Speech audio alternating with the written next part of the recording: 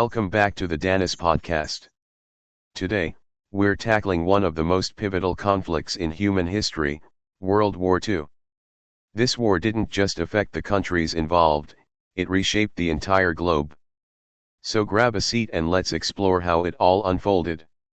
World War II officially began on September 1, 1939, when Germany invaded Poland, but to understand the conflict's roots, we need to rewind a couple of decades. The end of World War I left a bitter taste in many mouths, particularly in Germany. The Treaty of Versailles imposed harsh penalties on Germany, stripping it of territory and demanding hefty reparations that crippled its economy. This treatment fostered resentment among the German populace, setting the stage for Adolf Hitler's rise to power. Promising to restore Germany's former glory, he capitalized on national pride and anger, establishing a totalitarian regime that sought to expand its territory and influence. As Hitler was consolidating power, other countries were also grappling with their own issues. Italy, under Benito Mussolini, was eager to expand its empire and sought to create a new Roman Empire, while Japan was militarizing and looking for resources to fuel its industrial ambitions. Their aggressive policies and expansionist goals were clear signs of rising nationalism and a desire for dominance that would ultimately lead to global conflict. By the late 1930s, tensions were building. In 1938, Hitler annexed Austria and then demanded the Sudetenland, a region of Czechoslovakia, claiming it was populated by ethnic Germans. The Munich Agreement was a failed attempt at appeasement, allowing Hitler to expand without facing consequences. Britain and France thought they could avoid another war through negotiation, but Hitler's ambitions only grew. Then came the fateful day in September 1939. Germany invaded Poland, and in response, Britain and France declared war on Germany. This was the moment World War II officially began. The invasion was swift and brutal, showcasing Germany's blitzkrieg tactics, fast-moving and coordinated attacks that overwhelmed Polish defenses in a matter of weeks. Within a month, Poland was defeated, and it quickly fell under Nazi occupation. As the war unfolded, the conflict rapidly expanded. By May 1940, Germany had invaded Denmark and Norway, and then it turned its attention to Western Europe. France fell in just 6 weeks, leaving Britain standing alone against the Axis powers.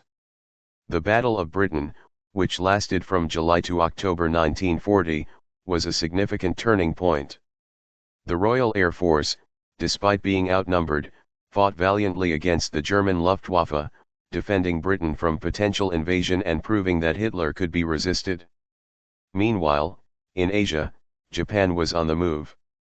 They had invaded China in 1937, and their brutal tactics led to widespread atrocities, including the infamous rape of Nanking, where hundreds of thousands of Chinese civilians were killed. Japan sought to expand its territory further into Southeast Asia and the Pacific, motivated by a desire for resources and a belief in their superiority over neighboring nations. The U.S. remained officially neutral for the early years of the war, but tensions were rising. On December 7, 1941, Japan launched a surprise attack on Pearl Harbor, Hawaii. This devastating assault destroyed numerous ships and killed thousands of Americans, effectively dragging the U.S. into the war. In response, the United States declared war on Japan, and shortly thereafter, Germany and Italy declared war on the U.S., turning a European conflict into a truly global war. As the war raged on, each member of the Axis had its reasons for joining the conflict. Germany sought to dominate Europe, Italy aimed for a revived empire, and Japan wanted control over Asia and the Pacific.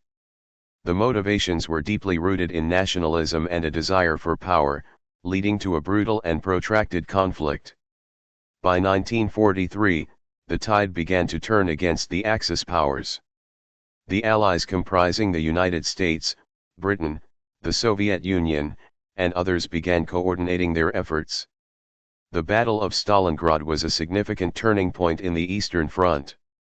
The Soviet Union suffered horrendous losses, but the defeat of the German army marked the beginning of a major Soviet offensive that would push back German forces and eventually lead to the liberation of Eastern Europe. In the Pacific, the United States adopted an island-hopping strategy, capturing key islands and using them as bases for further assaults. The Battle of Midway in June 1942 was a critical victory for the U.S., allowing them to shift to the offensive and begin reclaiming territory from Japan. By 1944, the Allies were ready for a decisive offensive in Europe. The D-Day invasion on June 6, 1944, saw Allied forces storm the beaches of Normandy, France. This was the largest amphibious invasion in history and marked the beginning of the end for Nazi Germany. The Allies pushed through France and liberated Paris by August. Meanwhile, the Soviet Union continued its relentless advance from the east, ultimately leading to the encirclement of Berlin. As the war in Europe drew to a close, Germany finally surrendered on May 8, 1945, now known as VE Day.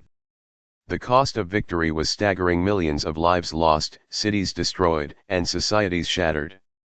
But the war wasn't over yet. In the Pacific, the fighting continued until the U.S. dropped atomic bombs on Hiroshima and Nagasaki in August 1945.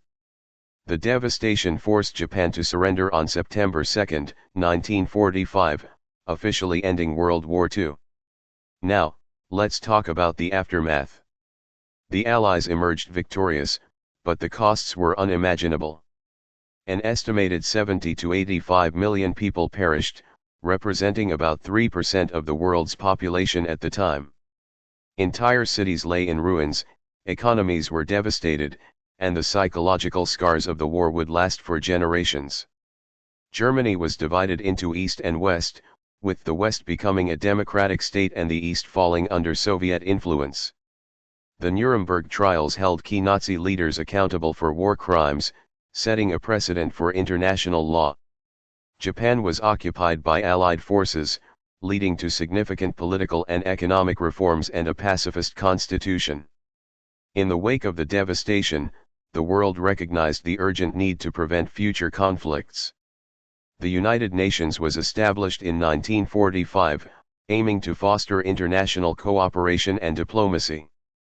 The Marshall Plan was implemented to help rebuild Europe, with the U.S. providing significant financial aid to restore economies and prevent the rise of extremist ideologies.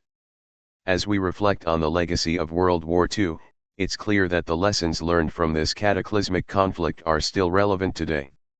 The war not only changed borders and governments but also reshaped the global order. The establishment of institutions designed to promote peace, prevent aggression, and encourage cooperation was a direct response to the horrors of war. Thank you for tuning into the Danis Podcast.